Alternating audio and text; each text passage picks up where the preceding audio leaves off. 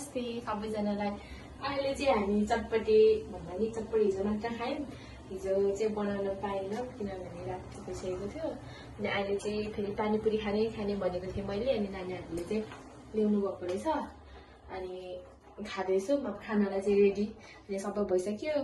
Video बनाउन सोच्नु पनि थिएन, फेरि बनाउने भने अहिले भर्खर सोचेर बनाउँदैछौँ किनभने अब भिडियो लगाउन खासै केही पनि छैन नि त। त्यही भएर अब भनेको बेला बनाउन नि पाइन्न। अनि टाइम भएको बेलामा नाना हो क्यामेराम्यान चाहिँ जहिले आजकल चाहिँ। त्यही भएर बनाएकै छौँ भनेको आजकल चाहिँ धेरै जस्तो लगाइरहेको हुन्छौँ। अनि पानीपुरी उता छ यसमा बनाएपछि अनि खाँदै गरेको पनि हामी मुकबाङ गर्छौँ सायद 3 जना। नाना नखाने त भन्दै हुनुहुन्छ तर पनि उहाँले चाहिँ खाना बोलाउँछौँ। खानुभयो भने बनाउँछौँ 3 जना नत्र भने 2 जना।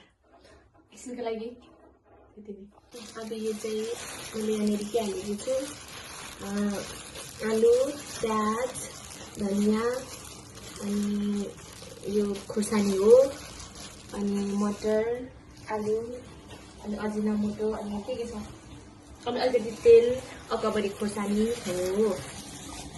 अनि त्यहाँ चाहिँ त्यहाँ खोर्सानी हो।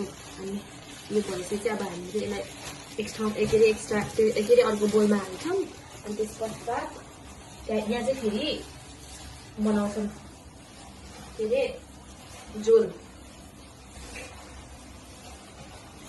नानालाई पर्खिरहेको छौँ हामी चाहिँ खानालाई। अहिले लगभग रातिको कति बज्यो, अलिक धेरै नै बजिसकेछ। अनि कल गरेको नानीलाई चाहिँ बिजी हुनुहुँदो रहेछ बेनासँग।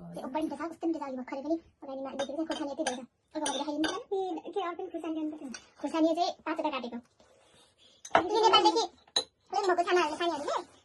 नहोस् ल ठिकै छ। अब हामी खायौँ ल के गर्नु, खाना त आउनु भएन। अब हामी चाहिँ खाना खायौँ एकदम मिठो छ।